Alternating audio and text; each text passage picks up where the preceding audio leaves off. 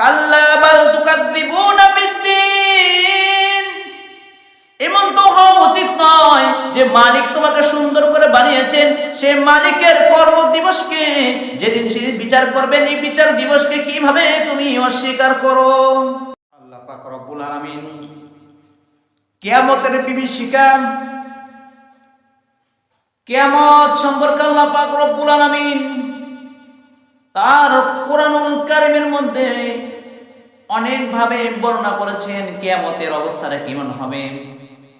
কিয়ামত এমন একটি বিষয়, কিয়ামতের ভয় যদি কোনো বান্দার অন্তরে থাকে, সে বান্দা কোনো সময় আল্লাহ তাআলার নাফরমানি করতে পারে না।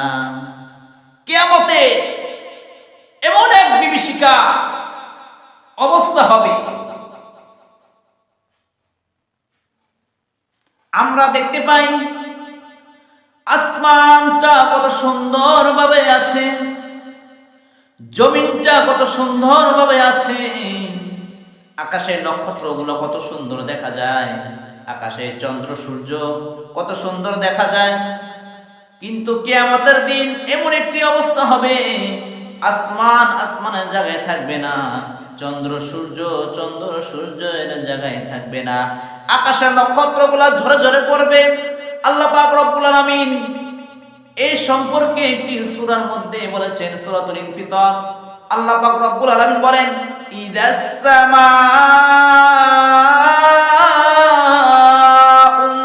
ফাতারাত। কিয়ামতটা ওই সময় হবে, কিয়ামতের সময় আসমানের অবস্থা কেমন হবে আল্লাহ পাক রব্বুল আলামিন বলছেন, সেই সময়টা হবে তখন আসমানের অবস্থা হবে ইদাস সামাউন ফাতারাত। আসমান ফেটে যাবে, এত বিশাল আসমান ফেটে চূর্ণ বিচূর্ণ হয়ে যাবে। ওয়া ইদাল কাওয়াকিবু তাসারাত, আসমান ফেটে যাবে এবং তারকারা যেগুলো ঝরে ঝরে পড়বে। এত বিশাল বিশাল আকৃতির তারকাগুলো আল্লাহ তাআলা বানিয়েছেন, কত সুন্দর দেখা যায়। এই সমস্ত তারকারাজিগুলো ঝরে ঝরে পড়ে যাবে। শুধু তাই নয়, পৃথিবীর বুকের মধ্যে যে সমুদ্র আছে, সমুদ্র অবস্থা কেমন হবে। ওয়া ইদাল বিহারু ফুজ্জিরাত, সমুদ্রকে আল্লাহ তাআলা এমন ভাবে উদ্দোলিত করবেন, সমুদ্রের মধ্যে ঢেউয়ের তরঙ্গ রাজি উঠবে। সমুদ্রকে উদ্দোলিত করা হবে।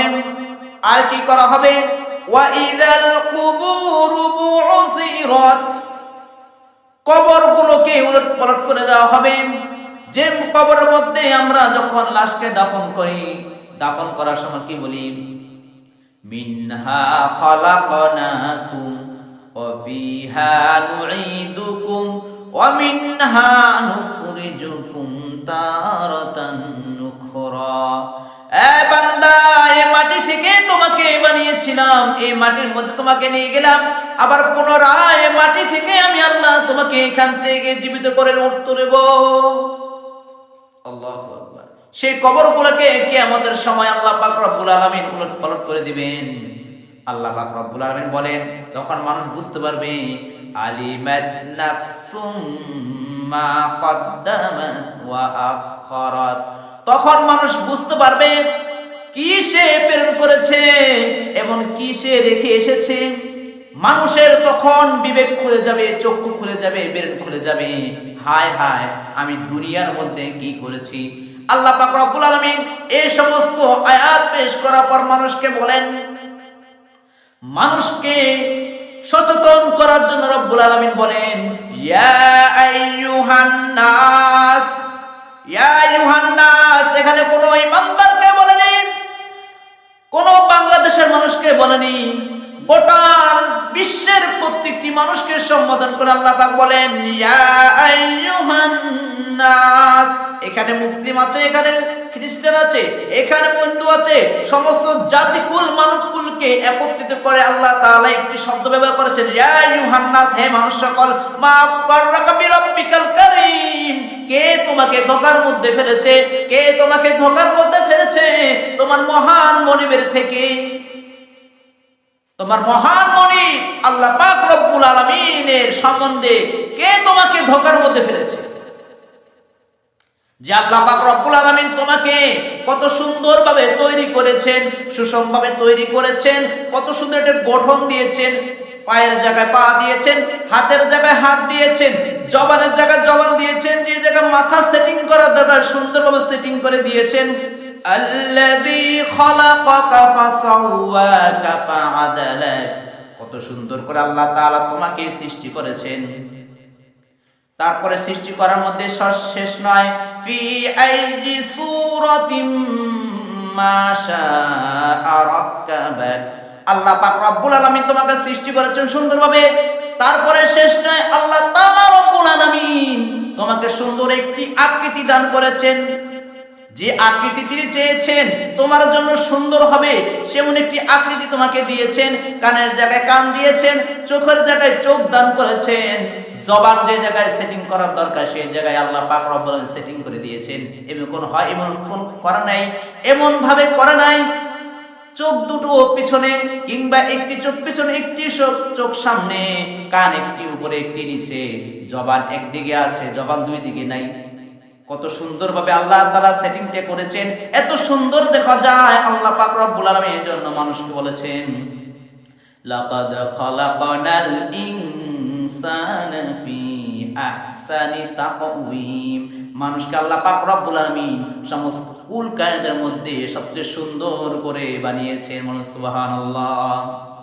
আল্লাহ পাক রব্বুল আলামিন বলে এত সুন্দর করে তোমাকে বানালাম, তারপরও তুমি কিভাবে এই সেই কিয়ামত দিবসকে তুমি অস্বীকার করো? এই কিয়ামত দিবসকে অস্বীকার করা কিভাবে? আল্লাহ পাক রব্বুল আলামিন বলে, কাল্লা বাল তুকাযযিবুনা বিদ্দীন, এমন তো হওয়া উচিত নয় যে মালিক তোমাকে সুন্দর করে বানিয়েছেন, সে মালিকের কর্ম দিবসকে যেদিন সে বিচার করবেন, এই বিচার দিবসকে কিভাবে তুমি অস্বীকার করো? আল্লাহ, কাল্লা বাল তুকাযযিবুনা বিদ্দীন, মানুষ তুমি কিভাবে এটা অস্বীকার করো? অথচ তোমাকে দেখার জন্য, তোমার কর্মফল লিপিবদ্ধ করার জন্য আল্লাহ পাক রব্বুল আলামিন ফেরেশতা নিযুক্ত করেছেন। ওয়া ইন্না আলাইকুম লাহাফিজিন কিরামান কাতিবিন, আল্লাহ তাআলা সম্মানিত ফেরেশতা রেখে দিয়েছেন তোমার কর্মগুলো লিপিবদ্ধ করার জন্য। এই কর্মগুলো লিপিবদ্ধ করে যদি আল্লাহ তাআলার সামনে পেশ করা হবে হাশরের মাঠে যখন পেশ করা হবে, এই কর্মের ফলাফল হবে ইন্নাল আবরারা লাফি নাঈম ওয়া ইন্নাল ফুজ্জারা লাফি জাহিম। ও মুসলমান, ভালো করে শুনো, ইন্নাল আবরারা লাফি নাঈম, যদি তোমার কর্মগুলো ভালো হয়, আল্লাহ তাআলার যেমন অনুযায়ী হয়, তাহলে অবশ্যই তুমি সেই কর্মের বিনিময়ে আল্লাহ তাআলা জান্নাতে প্রবেশ করতে পারবে। সেই জান্নাত এমন এক জান্নাত যেখানে তুমি সুখে শান্তিতে বসবাস করতে পারবে, কোনো কষ্ট তোমাকে স্পর্শ করবে না। তার বিপরীত যদি তোমার আমলনামাগুলো খারাপ কাজে বেশি থাকে, খারাপ কাজ হয়, আল্লাহর নাফরমানি দিয়ে ভর্তি থাকে, তাহলে আল্লাহ তাআলা তোমার জন্য জাহিম রেখে দিয়েছেন, জাহান্নাম রেখে দিয়েছেন। কর্ম যদি ভালো হয় আল্লাহ তাআলা জান্নাত রেখেছেন, কর্ম যদি খারাপ হয় তাহলে তার জন্য জাহান্নাম রেখে দিয়েছেন।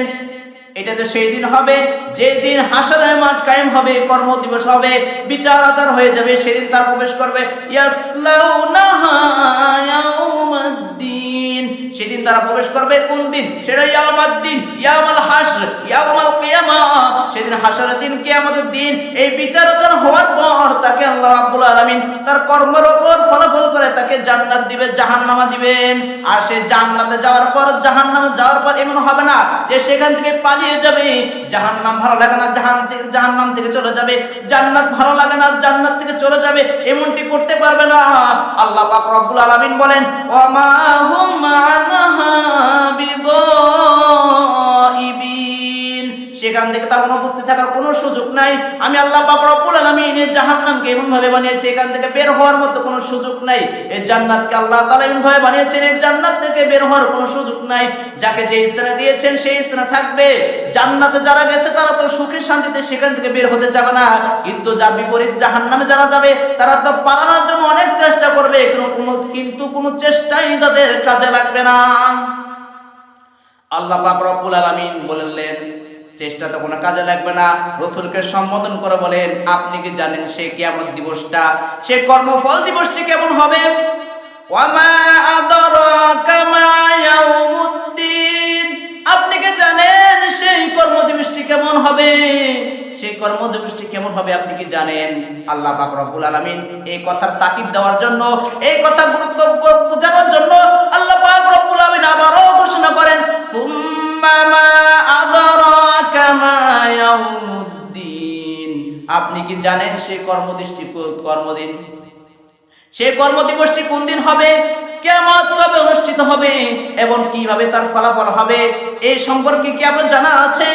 এই কর্মদিবসে ব্যবহার কেমন করা হবে, তার সংগঠিত কিভাবে হবে, তার বিচার আচার কিভাবে হবে আপনি কি জানেন? কর্মদিবস সম্পর্কে কি আপনি জানেন? আল্লাহ পাক বলতেছেন ইয়াউম, সেদিন এমন হবে অবস্থাটা লা তামলিকু নাফসুল লিনাফসিন শাইআ, সেদিন কোন মানুষের জন্য মালিকানা হতে পারবে না। কোন মানুষের কোন কাজে আসবে না, না বিপদে কাজে আসবে, না সহযোগিতা করতে পারবে, কোন কাজে সে আসবে না। কোন মানুষের জন্য কাজে আসবে না, কোন নাফসের জন্য কাজে আসবে না। সেদিন একমাত্র ওয়াল্লামরু ইয়াউমাইদিন লিল্লাহ, সেদিন একমাত্র আল্লাহ তাআলার কর্তৃত্ব চলবে, আল্লাহ তাআলার রাজত্ব চলবে, আল্লাহর রাজত্বের মধ্যে আল্লাহর কর্তৃত্ব চলবে। সেদিন পৃথিবীর সুপার পাওয়াররাও সেদিন নতজান হয়ে বসে থাকবে, আল্লাহ তাআলার সামনে মাথা উঁচু করে তারা কোনো কথা বলতে পারবে না। আল্লাহ পাক রব্বুল আলামিন সেদিন এমনই অবস্থা হবে কেউ আল্লাহ তাআলার সামনে দাঁড়িয়ে কথা বলার সাহস পাবে না।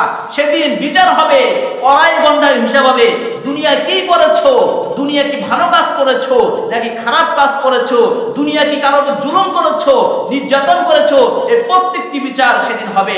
আল্লাহ পাক রব্বুল আলামিন সেই দিনের কথা বারবার স্মরণ করে দিয়ে বলে এই দিন থেকে হুঁশিয়ার হয়ে যাও, সেদিন অবশ্যই আসবে, সেদিন পালানোর কোনো সুযোগ থাকবে না।